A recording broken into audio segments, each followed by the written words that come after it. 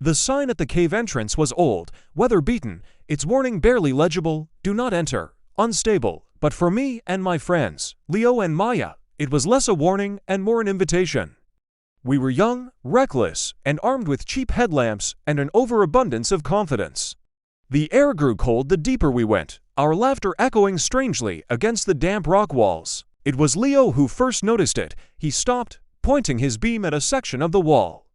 "Hey, check this out." Carved into the stone were strange symbols, unlike anything we'd ever seen. They weren't ancient pictographs. They looked fresh, almost like scratches.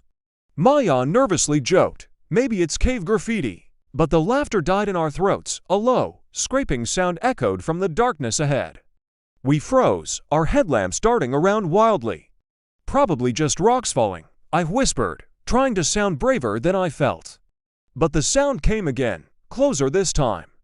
It was a rhythmic scrape, drag, scrape, drag. It sounded wet. We exchanged panicked glances, our adventure suddenly turning into a nightmare. "We need to go," Maya said, her voice trembling. Now, we turned to leave, but the scraping was suddenly right behind us.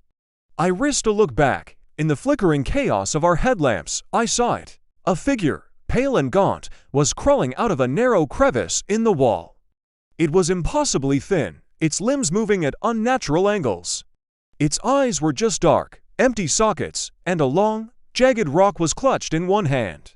It was scraping the rock against the floor, inching its way towards us with that horrifying sound. We didn't scream. We couldn't. We just ran. We scrambled over rocks, slipping on the damp ground, the scraping sound echoing behind us, getting faster, closer. We burst out of the cave, gasping in the moonlight, not daring to look back. We never spoke of what we saw in there. Some nights, though, when it's quiet, I can still hear it in my mind, the scrape, drag, scrape, drag, of something that should have stayed in the dark.